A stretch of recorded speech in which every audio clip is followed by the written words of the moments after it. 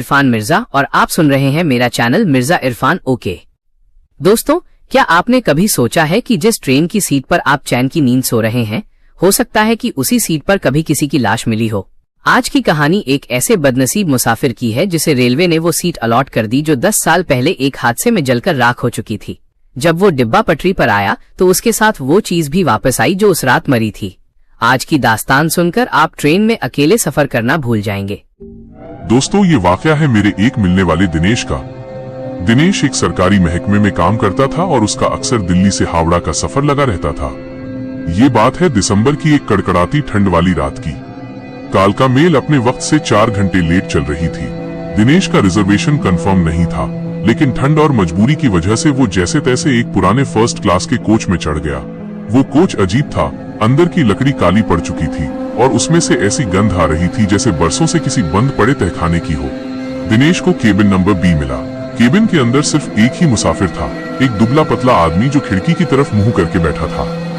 उसने एक ओवरकोट पहना था और टोपी इतनी नीचे झुकाई थी कि उसका चेहरा नजर नहीं आ रहा था।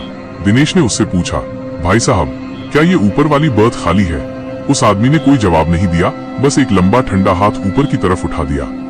दिनेश को लगा शायद वो बीमार है या गूंगा है। वो चुपचाप अपना सामान रखकर लेट गया। रात के करीब 1 बजे होंगे। कालका मेल घने जंगलों और पहाड़ों के बीच से गुजर रही थी। अचानक डिब्बे की लाइटें मध्यम डिम होने लगी और एक अजीब सी आवाज आने लगी, टिंग टिंग टिंग, ऐसे कोई पीतल की घंटी बजा रहा हो। दिनेश की आंख खुली तो उसने देखा कि वो सामने वाला मुसाफिर अभी भी उसी पोजीशन में बैठा है। लेकिन एक चीज बहुत डरावनी थी। उस आदमी की गर्दन धीरे धीरे लंबी हो रही थी और उसका सर खिड़की के शीशे से बिल्कुल चिपक गया था।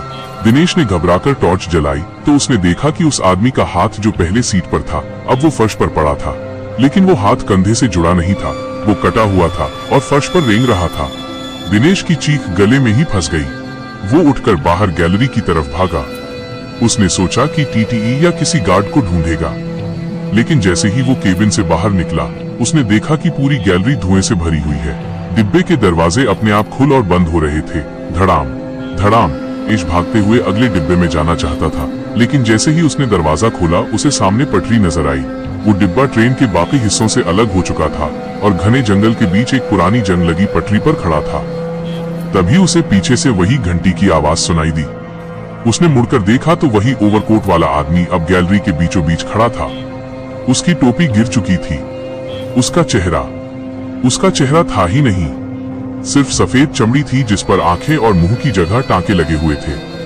वो आदमी धीरे धीरे दिनेश की तरफ बढ़ने लगा। उसके चलने की आवाज नहीं आ रही थी, वो हवा में तैर रहा था। तभी दिनेश को डिब्बे की छतों से आवाजें आने लगी।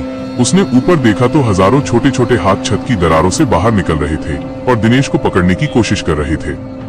दिनेश बदहवास होकर चिल्लाने लगा, बचाओ, कोई है। तभी उसे केबिन नंबर बी के अंदर से एक औरत के रोने की आवाज आई। वो औरत कह रही थी, हमें यहाँ से बाहर निकालो, हमें जला दिया गया था, हमें बाहर निकालो। दिनेश को समझ आया कि ये वो मुसाफिर थे जो सालों पहले इसी कोच में हुए एक हादसे में मारे गए थे। वो रूहें आज भी उसी सफर को पूरा करने की कोशिश कर रही थी। वो साया अब दिनेश के बिल्कुल करीब था। उसने अपना वो कटा हुआ हाथ दिनेश के गले पर रख दिया। वो हाथ इतना ठंडा था कि दिनेश की सांसें रुकने लगी। दिनेश ने हार नहीं मानी। उसने अपने बैग से वो पवित्र धागा निकाला जो उसकी माँ ने उसे दिया था। उसने उसे अपनी मुट्ठी में भींचा और अपनी पूरी ताकत से उस साये के चेहरे पर मार दिया। एक ऐसी भयानक चीख गूंजी जैसे पूरा जंगल कांप उठा हो। चारों तरफ से आग की लपटें निकलने लगी। दिनेश ने खिड़की से बाहर छलांग लगा दी। वो झाड़ियों में गिरा और बेहोश हो गया। सुबह जब उसे होश आया तो वहां कोई डिब्बा नहीं था, कोई पटरी नहीं थी। वो एक पुराने रेल यार्ड के बीच पड़ा था, जहां 20 साल पुराने कबाड़ हो चुके डिब्बे रखे थे। दिनेश जब रेलवे ऑफिस पहुंचा और उसने उस डिब्बे का नंबर बताया तो वहां के बड़े बाबू के हाथ से चाय का कप गिर गया। उन्होंने बताया कि बेटा, वो डिब्बा तो 1984 के दंगों में जला दिया गया था। उसमें 40 मुसाफिरों को जिंदा फूंक दिया गया था। तब से उस यार्ड में कोई रात को जाने की हिम्मत नहीं करता, क्योंकि वहां आज भी कालका मेल की वही घंटी सुनाई देती है।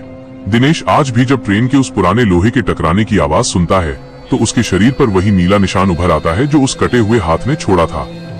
दोस्तों, क्या आपके पास भी कोई ऐसी ही सच्ची हॉरर कहानी है? अगर हाँ तो उसे मेरे साथ साझा करें।